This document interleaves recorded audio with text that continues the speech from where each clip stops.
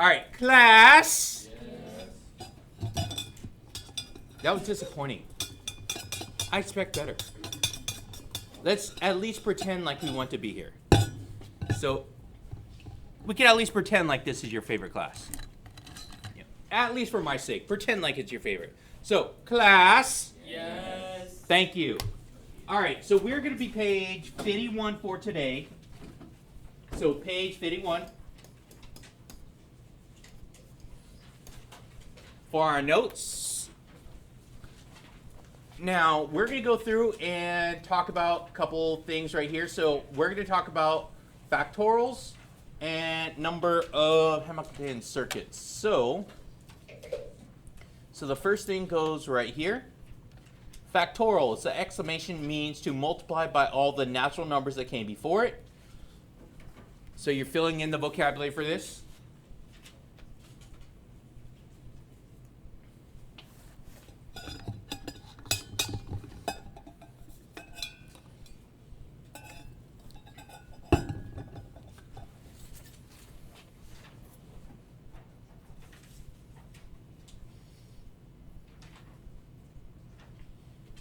Second page, yes, should be there. This one? Yes. Now, flip it over.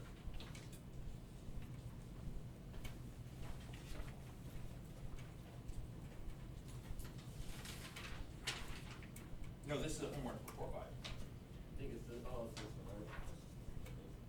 Yeah, so the second page. We're out about there. Anyone else need it? Thank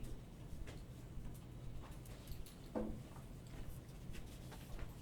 All right, and the number of unique Hamilton circuits in a complete graph with n vertices, that means how many dots it's connecting, is n minus 1 close factorial divided by 2. And I'm going to show you the math on this one now. So right here, filling this in, it says factorials. The symbol is exclamation, and it means to multiply by all the what?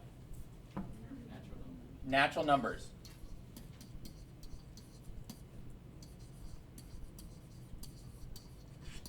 That came before it. Natural numbers are your counting numbers. Like 1, 2, 3, 4, 5. Those are your counting numbers. The number of unique Hamilton circuits in a complete graph with n vertices is n minus 1 exclamation divided by 2. And I will explain the factorial and the way to do it here in a moment. So once we get caught up to this point,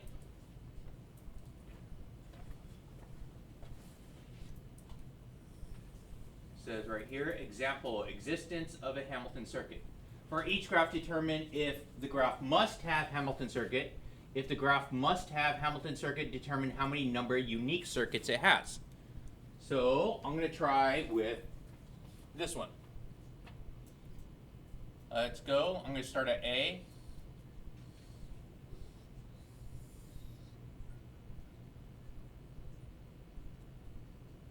I think I just messed that one up.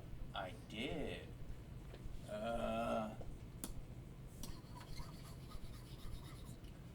I did this one earlier with no problem. Let's see. A to B, D, E.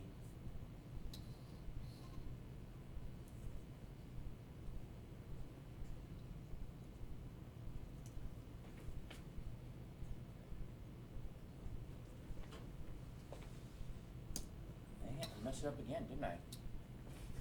Okay, let's see. B, C, F, E, D. There we go. There we go. All right.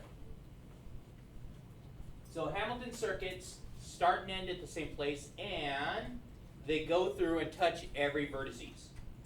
What that means is, it's the pizza delivery guy. He's got to go to every single house. So you got to go to every house, and then you have to come back to the starting point to go pick up more pizzas. That's what a Hamilton circuit is. So we don't have to take every road, but we do have to hit every house. Now, to figure out the number of unique that we have, how many vertices are here? 1, 2, 3, 4, 5, 6, right? So it would be 6 minus 1 factorial divided by 2. So n value, yes. What does the I stand for? You mean the exclamation point? Factorial. And I'm going to do the math on it right now. 6 minus 1? Is that 1 or I? That's a 1? That's a 1. 6 minus 1. I'm tripping. Are you talking about the exclamation point or the upside down I right here? The I, that's next to the minus sign. That's a 1. That's a 1, yeah. I thought I said 1. Didn't I say 1? I think you said I in the first one, so I was just confused. All right, now let's try it. So in parentheses first, so that's going to be 6 minus 1 because you're not playing with your phone while I'm trying to tell you how to get the answer, right? 5. So 5. So it goes 5 times 4 times 3 times 2 divided by 2. That's what the factorial means. Because you do the order of operations, so you do the in parentheses first, so 6 minus 1 is 5. And then 5 factorial is 5 times 4 times 3 times 2. But if I have a 2 on top and bottom, what am I going to do with that? So 5 times 4 is? 20. Times 3 is? 60. There we go. So there is 60 unique combinations for this. What if it's a big number? Huh? What if it's a big number? Then you put it in the calculator. Yeah, we're gonna do one later that's like 7 or 8. I don't want to do it. And I like math. I don't want to do that. So let's show you how to do it in the calculator now.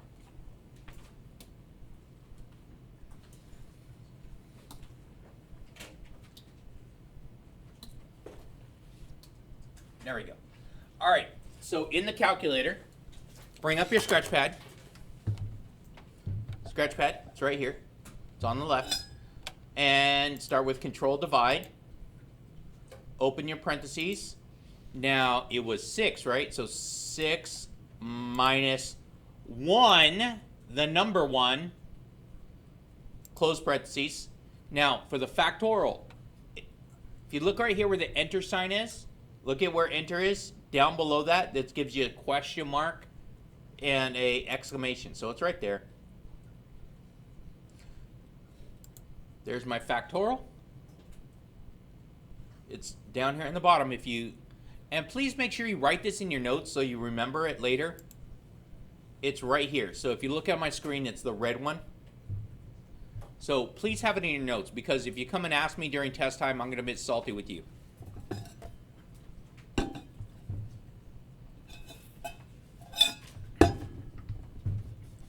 All right, and then divided by 2.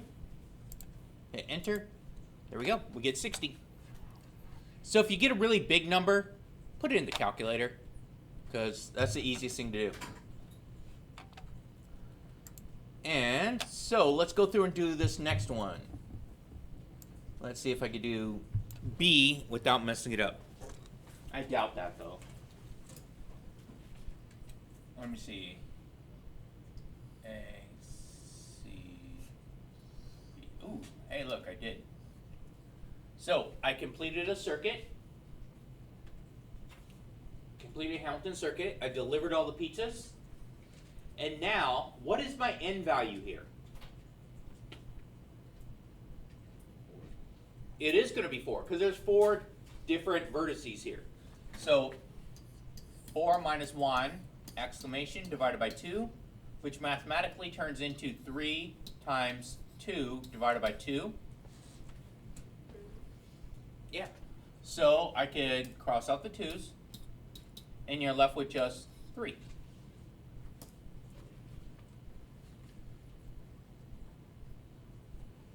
Yes?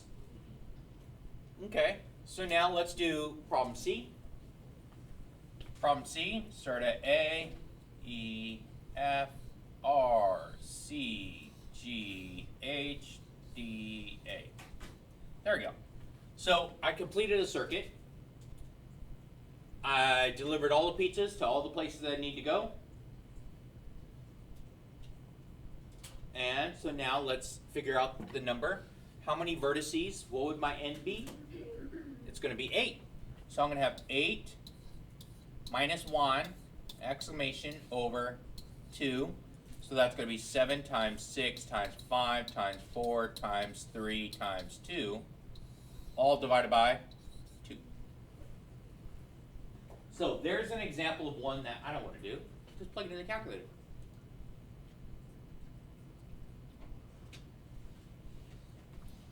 So 2's will cancel again. And what am I left with? What is it? 2,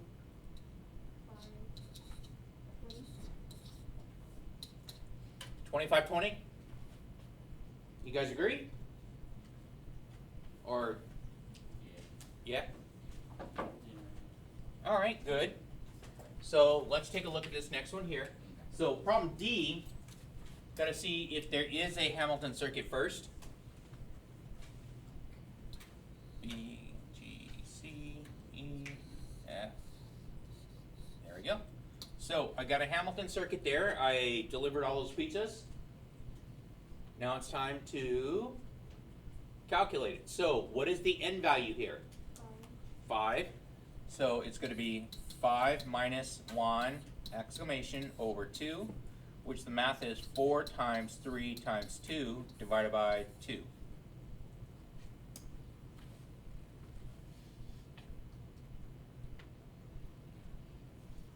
Now, mathematically, what am I doing? Cross out 2's. And you're left with just? Very good.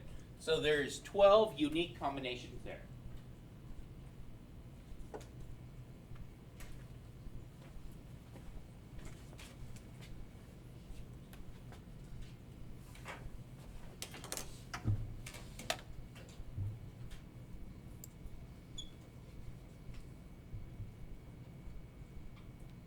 All right, so let's go up to top. It says traveling salesman problems. So TSP, it's referred to as TSP. Now, it's most common operation research branch mathematics concerned with getting governments and businesses operate more efficiently. So this is not out of, out of the blue. This is something quite possibly you could be in charge of. Okay, so Calvin, he's moving up in the world. He's going to be manager over at Pizza Hut. He's going to be store manager. Because he's paying his employees per hour, right? He wants his employees to be either at work, not just wandering around, taking an extra hour on delivery. Because that's an extra $20 he owes to that person because they get paid by the hour. So that person needs to go deliver the pizzas and get back so you can go deliver some more, right? See, Calvin's going to make sure that happens. And that's what he's going to do with this. It's going to be a Hamilton circuit. You want him to actually deliver the pizzas and get back to the store to go deliver more pizzas. Okay? Uber Eats. Some of you guys might actually start doing that. Or what was the other one? DoorDash. Isn't there another one? Grubhub, yeah. So, when you graduate, you have a car, you might need some money, there you go. You could do that. And you don't want, if it's your own gas you're paying for, do you think you're going to want to, pay way too much? No, you want more money in your pocket, not more money wasting on gas. So that's what you're going to do. You're going to try and find the most optimal way to do this. So all these things, all these 9 different things here are different ways that it could be used in the real world. I'm not going to go through all of them. Weighted graphs.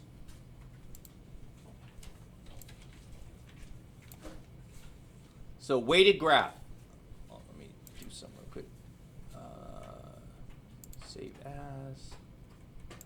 This should be say second.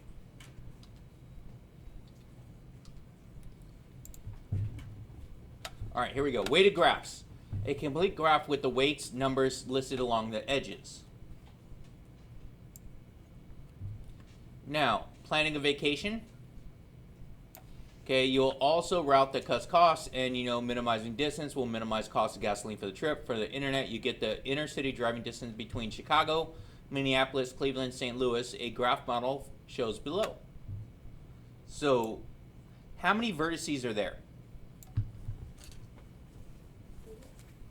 4? Yeah, there's 4 vertices. So let's first see if I could actually do a Hamilton circuit.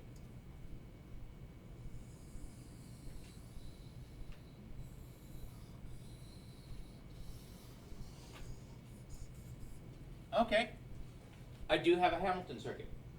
So therefore, I could look and count how many vertices I have to figure out how many unique possibilities we're going to have. So for unique possibilities, it should be 4 minus 1 factorial divided by 2. So let's see, 4 minus 1 is 3, right?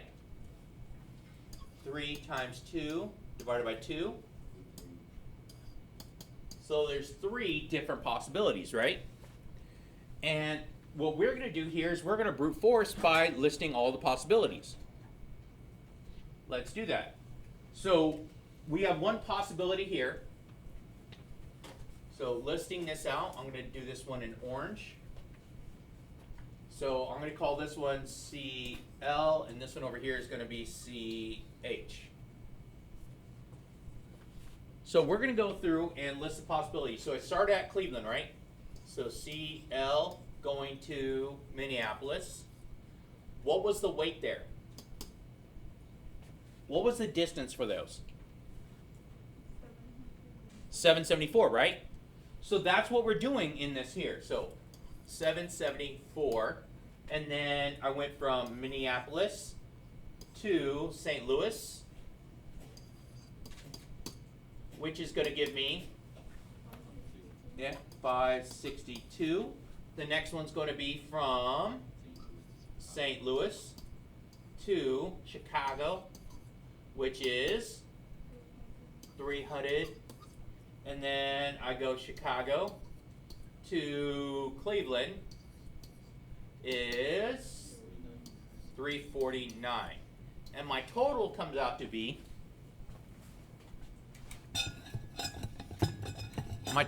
figuring out the path, adding it up, not staring at me awkwardly, like add these things up because you are writing this down.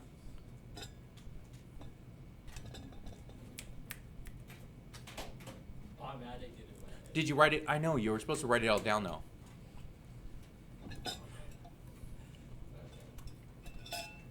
So, how many miles? What is it? 1? Okay, let's do another path. So, this path here, starting Cleveland, St. Louis, Minneapolis, Chicago, and back up there. So if you notice, I'm doing it in another color because I'm showing my different routes. So we went Cleveland, and that's going to St. Louis. Gave me 541, and then St. Louis to Minneapolis was 562. Minneapolis to Chicago is going to be 425, and then Chicago to Cleveland is 349. So my total distance here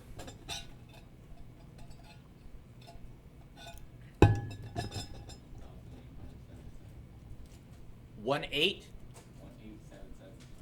1877. Okay, very good. So 1877. Okay, that's not bad. Okay, it's all right. It's 100 miles, right? That's a big difference.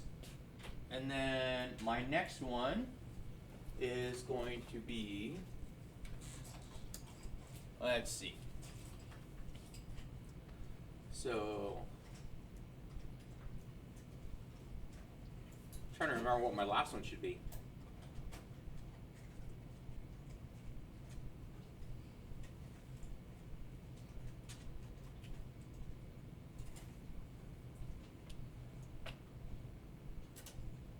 Is that?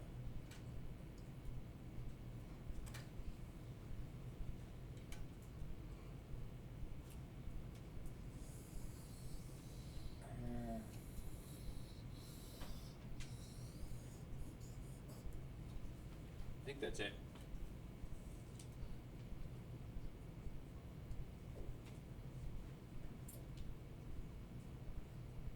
Yeah, let's see. So, Cleveland to Minneapolis is 7-7.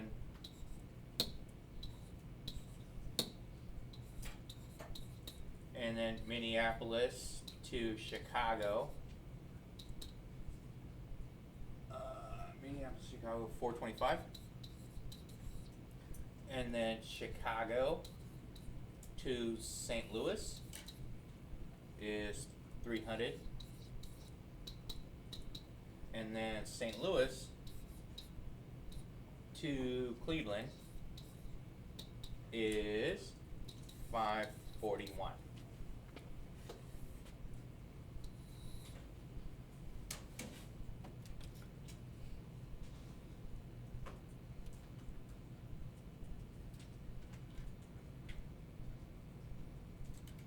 And 20 what? Dang. All right. So to optimize this trip, you're going to come up with what? Which one are you going to take? The first one? The blue one, right? Okay. So now look at the difference in between this. So 1877 versus 2040. What's that like? It's like 180 miles. That's like 3 hours in the vehicle extra with your screaming kids as you try to take them on a vacation. So the kid just screaming, just, go to the bathroom, I'm hungry. You know, all that stuff. Your screaming little kids doing that. So do you think you want to be in the car with them for 3 hours more than what you need to? No. And plus 3 hours of driving 180 miles, that's actually like a tank of gas right there for most people. So that kind of sucks. So the cost is going to be different. And what we did right here is brute force. We went through and listed everything, all possibilities and all combinations to go along with this. And since we only found out that there was 3, brute force isn't too bad. Would you do brute force on something that has 5 vertices? No. I probably wouldn't even do it with 4 vertices. Or I'm sorry. Yeah, 5 would be the next one, right? Yeah, 5 vertices would give you 12. 12 different combinations. I wouldn't want to do that. So, what you do here is brute force, finding optimal solution, make a picture of a complete weighted graph. That's what we had down there. Use a tree to list all the Hamilton circuits. We listed it here with the different letters. Determine the cost distance for each Hamilton circuit by adding the weights. That's what we did. And the one with the lowest cost or shortest distance is the optimal solution. So we did the brute force for this already. So does that make sense? Nonsense? More sense? Less sense? Common sense? Maybe? All right, let's see. So these 2 other methods here are nearest neighbor method, make a picture, complete weighted graph, identify the starting vertex. Of all the edges attached to the starting vertex, trace the edge with the smallest weight. Always go with the smallest one. For the distances, always go with the smallest. So this is the nearest neighbor method. At the second vertex, trace with the smallest weight that does not lead to the vertex already visited. Continue this process until all vertices are visited, and then travel back to the original vertex. So for this one, we went through and did that. So our best one that we did was we avoided this, Cleveland to Minneapolis. This next one is shortest edge method finding optimal solution. Sort edges from lowest cost to highest cost. Add edges to your circuit one at a time in order of increasing cost. Skip over edges that would cause you to have 3 edges at a single vertex, or create a circuit that does not include all vertices. Keep going until you have a Hamilton circuit. So going through this, it's actually not too bad, because if you look at the homework on example 5 right here, ooh, wrong way. Hamilton path. Oh yes, here it is. Example 5, this is where I had you guys stop for the weighteds. It actually gives you all of these. So how many vertices do you have on here? Yeah, there is 4, because there's 4 different cities. And then you would use, drawing this, weight completed graph on 4 vertices. Use weighted graph in part A to find the cost of the distance. So you could use this because between E, which is Effingham, to I is 147. So you can go this way or this way for each one. So you can see all the different combinations. All right, and so it should be pretty easy here from this point. So don't forget, like, share, and subscribe. Hit that notification button, and